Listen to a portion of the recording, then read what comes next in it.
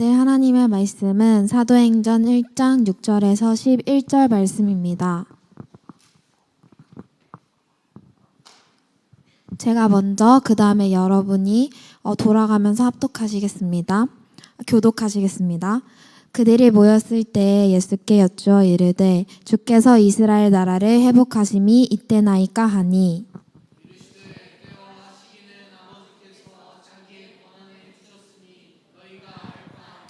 오직 성령이 너희에게 임하시면 너희가 권능을 받고 예루살렘과 온 유대와 사마리아와 땅끝까지 이르러 내 증인이 되리라 하시니라.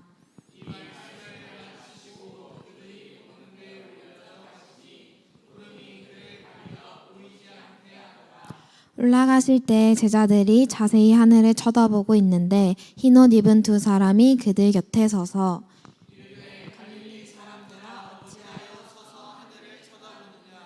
너희 가운데서 하늘로 올려지신 이 예수는 하늘로 가심을 본 그대로 오시리라 하였느니라. 아멘. 목사님 나오셔서 말씀 주시겠습니다.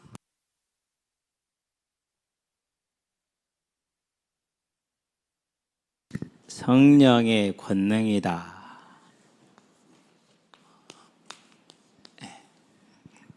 처음 예수님을 믿었을 때는요, 이 권능을 어떻게 오해를 했느냐 하면요, 병자를 고치고 죽은 자를 살리고 그런 걸로 오해를 좀 했어요. 그러니까 내가 이제 그날을 돌아보면은 그때 당시에 신앙생활을 시작할 때 영적인 이해가 어떠했는지를 아주 리얼하게 생생하게 보여주는 그런 이제 모습이죠. 그러다가 이제 시간이 좀 많이 지나면서 성령의 능력을 이제 바르게 이해를 하는 중에, 물론 그런 것도 분명히 성령의 능력이 맞는데 진짜 능력은 뭐냐?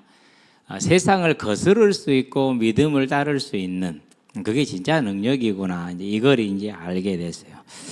여러분들이 세상을 거스를 수 있고 믿음을 따를 수 있는 천국의 소망을 가진 그런 믿음의 사람들로 세워지게 되기를 바랍니다. 그게 성령의 능력이고 성령의 권능이에요.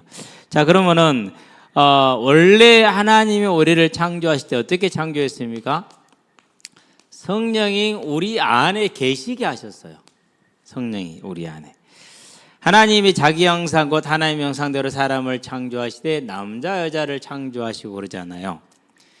남자 여자 하나님 형상대로 지으셨다는 얘기는 하나님이 우리의 주인이 되고 우리는 그 하나님께 예비하는 자로 서게 하신 거예요. 자, 그러면 이 안에 지금 누가 있어요? 그게 가능하느냐? 예배자로 설 수 있는 것은 성령이 계셔야 돼요. 그래서 창세기 보니까 2장 7절에 하나님이 흙으로 사람을 지으시고 그 코에 생기를 불어넣으시니 사람이 생명이 된지라. 그래서 성령이 우리 안에 있어야만 저와 여러분들이 생명 산자가 돼요. 살아있는 자이죠. 그렇죠. 이런 산자가 되어야만 하나님의 형상, 하나님의 성품이죠. 사랑을 가진 사람으로 살 수가 있어요. 그리고 그래야만 하나님의 공의를 따를 수가 있어요. 내 요익을 따르는 게 아니라, 내 감정을 따르는 게 아니라 하나님의 공의, 하나님의 주제자 되심을 따를 수가 있고, 그래야만 하나님의 성품을 따른 거룩한 삶을 살 수가 있어요. 따라서 성령이 없으면 절대 거룩하게 살 수가 없어요. 어떤 분이 자기는 원래 불교 신자였대요. 작년에 세례를 받았대요. 세례를 받았는데 자기가 불교를 떠나고 기독교를 갖게 된 이유를 짧게 얘기를 했어요. 목사님, 승려들은요 손톱만큼도 안 나눠줘요. 이분이 이제 직업이 이렇게 일반 직업을 가지고 계시니까 많은 사람을 상대를 하잖아요. 그러면서 이제 돈 거래가 항상 있잖아요. 그러는데 승려들은 손톱만큼도 나누려고 하지 않는데, 근데 목사님들을 상대해 보니까 잘 나눠준대. 사람들이 그렇게 나눠줄 수가 없고 그렇게 순전할 수가 없대. 네, 속으로 아무 말도 안 하고 그냥 보고 웃고 웃기만 했었어요. 그러면서 이제 그분한테 이제 복음의 편지를 써서 줬는데, 예, 아마 이번 달에 또 만나보면 알겠죠. 이제 예, 작년에 세례를 받았다고 그러더라고요. 감사할 일이죠. 예, 참 감사해요. 그게 뭐냐? 하나님이 우리의 주인 되시기 때문에 그 삶이 세상에 빛이 나는 거예요. 그걸 거룩이라고 그래요. 빛과 소금이라고 그러죠. 그래서 여러분들은 세상은 여러분들 그렇게 말할 겁니다. 여러분이 막 담배 피우고 막 술 먹고 그러면 멋있다고 말하고요. 술 마시고 나서 나 괜찮아요. 봐라 이거 마신다 이렇게 썽썽하잖아. 술 쎄. 모질이들. 세상 모질이들. 청년 때 제일 듣기 기분 나쁜 말이 뭐였느냐? 군대를 입대하기 전에 남자는 군대를 갔다 와야 정신을 차린대. 저는 그 말이 그렇게 자존심이 상했어요. 그래서 제가 그런 말 한 사람 불렀어요. 네 인생의 수준을 가지고 세상을 보면 안 돼. 그건 너 같은 애들을 하등 수준이고 내 앞에서 그런 말 하지 마라. 기분 나쁘다. 왜 자기가 자기 인생을 계획할 수 없고 주체적으로 살 수가 없냐. 인간아 그런 말 하지 마라. 뒤진다.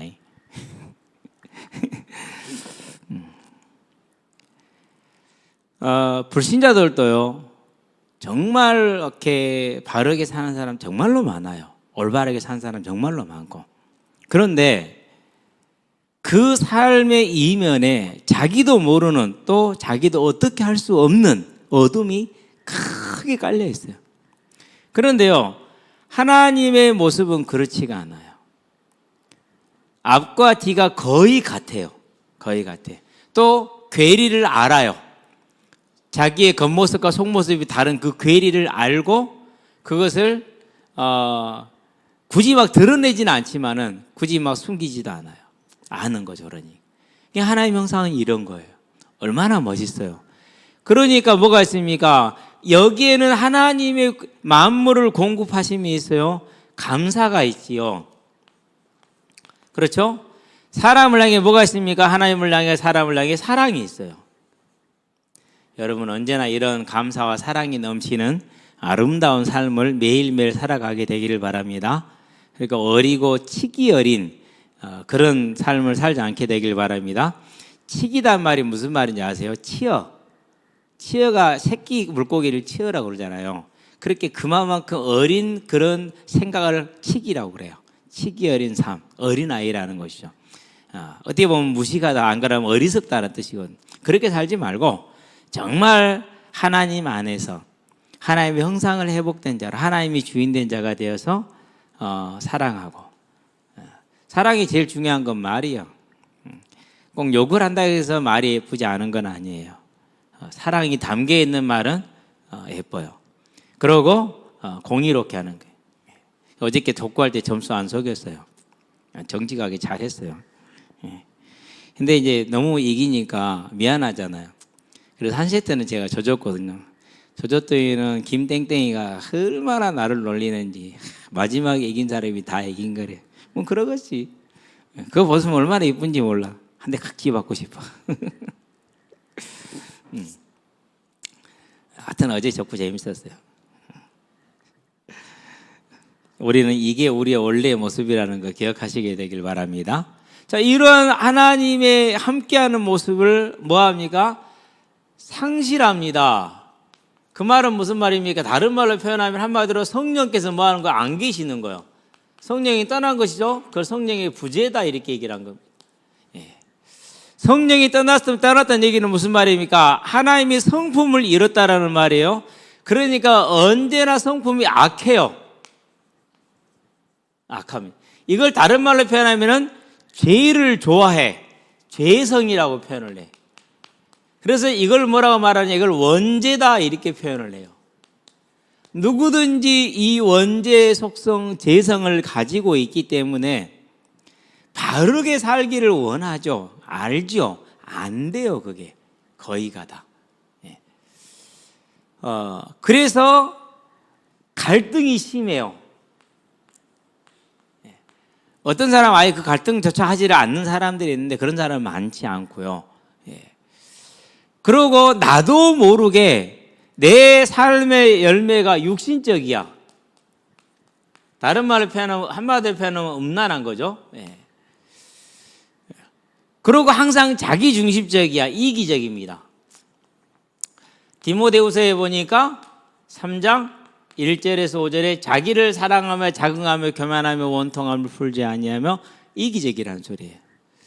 갈라디아서 5장 19절에 21절에 보니까 이 육신적인 열매를 언제나 이것밖에 맺을 수가 없다라고 그렇게 얘기를 합니다. 예. 그러한 갈등과 이런 이제 본인의 내적인 갈등으로 인해서 많이 갈등을 하지만은 열매는 육신적인 열매, 음란의 음행의 열매를 맺게 되고요. 이기적인 삶을 살 수밖에 없게 돼요. 자, 이런 삶을 사니까 행복이 안 행복이요? 고통스러워요. 자, 여기 또 뭐가 있느냐? 짐이 있어요. 무슨 짐이 있느냐? 먹고 살아야 된다는 이 의식주의 짐이 있어요. 예. 지금 이 시대에는요, 부유해서 굶는다라는 생각을 여러분들이 때를 놓쳐서 굶을 수는 있는데 없어서 못 먹지는 않아요. 때를 놓쳐서 못 먹는 것하고 없어서 못 먹는 것은요, 차원이 달라요. 차원이. 때를 놓쳤으니까 뭐 시간 나면 먹으면 된단 말이에요. 그러니까 실제로 그렇게 힘들지 않아요. 근데 없어서 못 먹는 것은요, 힘들어요. 탈북한 사람들이 하는 얘기가 있어요. 뭐가 있느냐? 제일 큰 고통이 배고픔이라는 거예요. 여기저기 어디를 둘러봐도 먹을 게 없어요. 우리는 어디를 봐도 먹을 게 지천에 깔렸잖아요. 근데 어디를 봐도 먹을 게 없어요. 그러니 그 삶이 얼마나 짐승적이, 동물적이겠습니까? 이루 말할 수가 없는 것이죠. 이루 말할 수가. 예.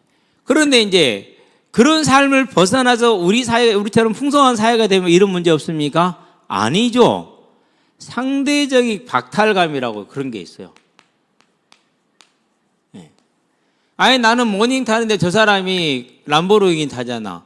그러면은요, 모닝의 만족을 절대로 못 해요. 모닝을 타나 람보르기니를 타나 광양 시내는 50km밖에 못 달려. 그 뭔 차이가 있어요? 아무 차이가 없다니까요. 근데 안 그래. 그게 얼마나 힘드냐? 없을 때만큼 더 힘들 수 있어. 상대적인 박탈감. 네. 그러니까 이 짐을 못 벗어나. 그래서 학생들이 학업에 많은 스트레스를 가져. 여러분, 학업에 부담 갖지 말라는 말이 아니에요. 부담, 아예 학업을 포기하라는 말 절대로 안 해요. 열심히 하세요. 예. 왜 그러느냐? 그 자세가 삶을 살아가는 자세로 옮겨가기 때문에 열심히 하라는 거예요. 그래서요, 기업체에서 사람을 뽑을 때 성적도 보지만 더 중요시 보는 게 한 가지가 있어요. 그게 뭐냐? 출석 상황을 봐요. 결석을 얼마나 했는지. 이런 것들 중요시 여겨요. 쉽게 말해서 뭐 그 평가해 놓은 거 있잖아요. 여러분들이 세특을 기록한 목적이 거기에 있어요, 실은요. 본질을 벗어나서 오로지 자기를 포장하기 위한 걸로 바뀌어 있어서 그렇지. 앞으로는 여러분 세대, 우리 은계리 세대는 스카이 빼놓고는 걱정할 필요 없어. 예. 대학 정원이 모자라서 아무 데나 갈 수 있어. 걱정하지 마. 그 말은 무슨 말인가? 취업도 그렇게 걱정 안 해도 돼. 예. 그렇다 해서 막 냉장고에 놀라는 그런 소리가 아니에요. 자, 이 학업에 스트레스가 있습니다. 많이 고생들 하죠. 그렇죠? 그런 짐을 살아요. 그러면 이 스트레스 학업에서 끝나겠습니까? 직장 생활하고 있는 우리 청년들한테 한번 물어보세요. 학생 때가 좋아요? 지금이 좋아요? 라고 물어보세요. 글쎄 어떻게 대답할지 모르겠어요. 저는 지금이 좋아요. 항상 그날이 항상 제일 좋아요. 예. 한 번도 인생을 내가 돌아갔으면 좋겠다는 상상을 해본 적이 단 한 번도 없어요. 지금이 항상 좋아요. 예. 이게 어떻게 보면은요, 근데 불신자 살 때는요, 날이 갈수록 힘들어지더라고. 저는 고등학교 때 뭐가 힘들었냐면요, 여기서는 내가 우리 강진에서만 경쟁을 하면 되는데, 지금은 이제 대학을 들어가려고 보니까 전국 단위가 되잖아요. 대학을 들어가려고 보니까 전국 단위가 됐는데 나 같은 또래하고 경쟁을 해야 되지만은 내 앞에 선배들하고도 경쟁을 같이 해야 돼. 재수 삼수생들. 그죠? 쉬워요, 어려워요? 어렵죠? 이건 양호한 거야. 대학을 가서 취업을 하려고 하니까 이제 그 경쟁폭이 뭐죠? 더 넓어졌어. 자, 취업을 했어? 예, 일반적으로 공무원은 아니고 일반 기업에 들어가잖아요. 그러면 이제 경제의 범위가 어떻게 돼요? 국내 기업끼리도 경쟁을 하지만은 세계 기업하고 경쟁을 해야 되잖아. 그래 이게 이제 경쟁이 세계화된 거야. 와, 이건 장난이 아니더라고. 이 세계화된 경쟁을 이겨내야 된단 말이지. 그것도 평생 동안을. 근데 그보다 더 힘든 게 있었어요. 언제나 뒤에 오는 친구들이 더 똑똑해. 항상 그래요. 어쩔 수가 없어요, 그것은. 어쩔 수가 없어. 그러면 이제 뒤에 오는 친구들하고도 경쟁을 해야 돼. 이걸 무한 경쟁이라고 그래. 그걸 보니까는요, 오메, 인생이 이런 거구나. 와, 힘들다. 진짜 힘들다는 생각이 들더라고. 근데 더 중요한 게 있어요. 그게 의미가 없어요. 그렇게 힘들게 사는데 그게 의미가 없어. 자녀를 키우면 자녀들을 키우면 그런 기쁨이 있겠죠. 불신자 때 얘기입니다. 지금 얘기 아닙니다. 내가 나를 보니까 별로 자녀가 자녀께 좋은 게 아니야. 내가 우리 부모를 보는 내 자신을 보잖아요. 어려서 막 뭐 효 이런 얘기들 나는 잘할 줄 알았거든요. 근데 조금 철이 드니까 나이가 되니까 6살 이제 6학년 넘어가니까 아 그게 정말로 어려운 거구나. 불가능에 가깝구나 걸 알았어요. 그렇게 보니까 저 보세요. 지 성질 난다 저기 악쓰잖아요. 지가 아버지한테 저런 새끼. 그러고 지금 이제 나이 들어서 결혼하면 지가 언제 그러냐는 제가 그러고 살 거야 이제. 그러니까 이유가 없고요. 두 번째요. 그렇게 살다 죽을 건데 어떡할 거냐요. 의미가 없더라고. 실제로 그래요. 그러고 끝나면 돌아가야 되잖아요. 나는 이게 싫었어요. 근데 돌아가야 돼. 어쩔 수가 없어. 성경에 보니까 그 돌아감이 지옥이래. 웜에. 진짜 웜이에요. 교회 톡에 한번 올려줄게요. 국경주라고 지 간증을 하더라고요. 근데 아버지가 지금도 얼굴도 다 기억이 나요. 국땡땡이에요. 이름 막 저번에 한번 얘기를 했습니다만.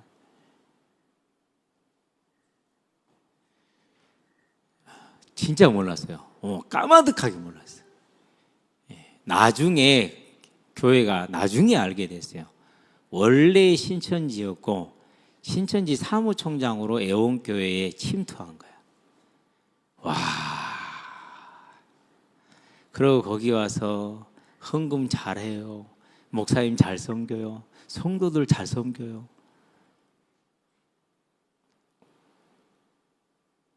내가 이제 그걸 알았거든요. 엊그저께 알았어요. 무슨 생각이 들었냐면요. 아, 이게 마귀구나. 전형적인 마귀. 어떻게 가겠어요? 거기서 못 벗어나면은요, 본인의 확신하고 상관이 없습니다. 여러분, 공산주의자들 보세요. 얼마나 확신이 있습니까? 확신하고요, 구원하고는 전혀 상관이 없어요. 별로 상관이 없어요. 거의. 그건 지 확신이에요. 지옥 가야 돼. 이건 절대 가면 안 되는 곳이에요. 죽어도 가면 안 되는 곳이에요. 차라리 이 땅에서 생명을 잃을지 가면 안 되는 곳이에요. 그래서 초대교회 성도들이 죽임을 당하고 몸이 산채로 썰림을 당해도 예수를 부인을 못했던 이유가 거기에 있어요. 여기 가면 안 되거든요. 영원하니까. 이런 우리를 하나님이 뭐 하셨어요? 살리셨어요. 회복. 그 방법이 뭡니까? 죄값을 대신 지불하는 대속이에요. 위에서 누구를 주셨습니까? 외아들을 주셨어요. 독생자. 여러분은 자녀가 어떤 느낌인지 몰라요. 근데 여기는 어른들은 알아요. 자녀가 얼마나 소중한 건지, 얼마나 귀한 건지.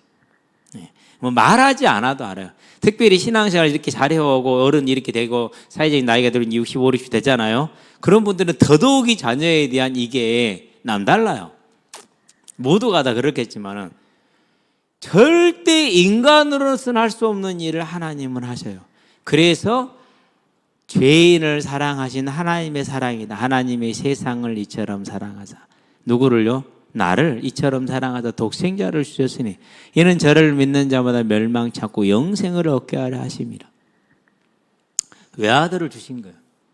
그리고 그분이 뭐 하십니까? 십자가라는 최고의 극형입니다. 가장 잔인한 형벌입니다. 그런 형벌을 당하셨어요. 십자가에 달려있는 시간이 6시간이에요. 그 고난을 당하고 죽으셔요. 그러므로 뭐합니까? 죄값을 치러요. 속죄하는 겁니다. 대신하셨기 때문에 대속이라고 말하는 겁니다. 그 속죄하심으로 뭐 할 수 있습니까? 이제 죄인을 속량할 수 있습니다. 죄에서 건져낼 수, 사망에서 건져낼 수 있는 겁니다. 예. 그 속량의 완전한 게 뭐냐? 그게 부활입니다. 그래서 예수님께서 부활해서 먼저 본을 보여주신 겁니다. 그래서 대속과 부활은 하나님의 회복을 위한 필수 조건입니다. 예. 자, 이렇게 하시고 하나님이 예비한 나라가 있습니다. 예비된 나라가. 그곳에는 고통이 없습니다. 질병이 없습니다. 죽음도 없습니다. 아픔도 없습니다. 어떤 인생의 짐도 없습니다. 미움도 시기도 그 악은 단 하나도 없습니다. 완전한 사랑과 기쁨과 영원한 생명이 있는 곳입니다. 풍성함이 있는 곳입니다. 그래서 천국이라고 표현을 하는 겁니다. 하늘의 땅에서 천국이 아니라 그래서 천국이라고 말해요. 그래서 우리는 천국 그러면 하늘에 있는 게 아닙니다. 예수님이 하늘로 가셨지만 어디로 뭐 하신다고요? 다시 오신다고 그랬죠? 다시 오시면 뭐 이 땅에 다시 하나님의 나라를 이루시는 거예요. 완전히 거의 새 창조에 준하는 재창조에 가까운 그런 변화가 있을 겁니다. 완전히 모든 게 변하고. 그 예비된 나라가 있어요. 그 나라에 하나님께서 부르신 뭐가 있어요? 백성이 있어요. 그들은 뭐 받은 거예요? 이미 선택을 받은 자들이야. 하나님이 자기가 예비한 그 나라에 드릴 백성을 이미 작정을 다 하셨어.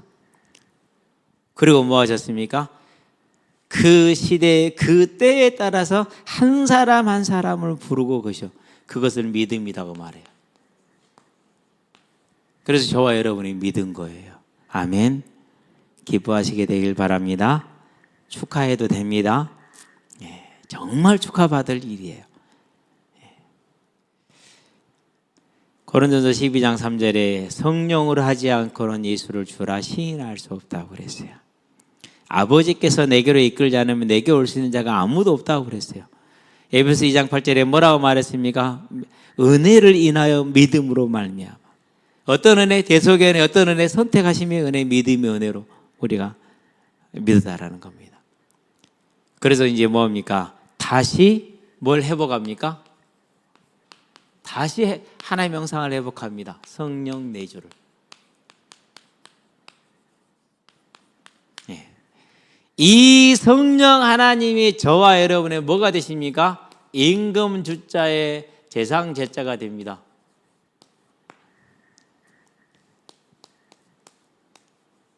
주제자가 되십니다. 그분이 뭐가 됩니까? 우리의 왕이 되시는 것이죠. 그렇죠. 그러니까 뭐 할 수밖에 없습니까? 저와 여러분은 그 자녀이기 때문에 왕의 자녀, 왕자죠. 뭐가 있어요? 이 능력이 있는 거예요. 나로 인해서요? 아니요. 내게 오신 그 하나님 성령으로 말미암아서 이 권능이 옵니다. 그 권능이 무엇입니까? 아까 말했습니다. 그게 사랑입니다. 그게 뭡니까? 그게 공의롭게 사는 겁니다. 그게 거룩입니다. 등등 나열을 할 수, 이게 권능입니다. 하나 더 씁시다. 뭐 쓸까요? 소망입니다. 소망. 저와 여러분에게 이 성령의 능력이 충만하게 하시게 되길 바랍니다. 그래서 하나님의 말씀을 가까이 하고 기도하는 겁니다. 기도합시다.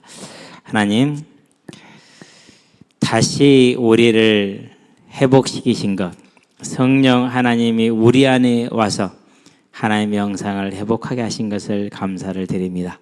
이제 그 성령 하나님이 우리의 주인됨으로 그 성령의 권능 가운데 거하는 우리의 삶이 되어질 수 있도록 주님 역사하시고 인도하셔서 사는 자의 삶이요, 거룩한 자의 삶이요, 공의를 사랑하는 삶이요, 하나님이 주신 천국에 대한 부활에 대한 소망에 선 충성된 삶으로 우리 학생들이 일생이 세워질 수 있도록 더하시기를 그리스도신 예수의 이름으로 감사하며 기도합니다. 아멘.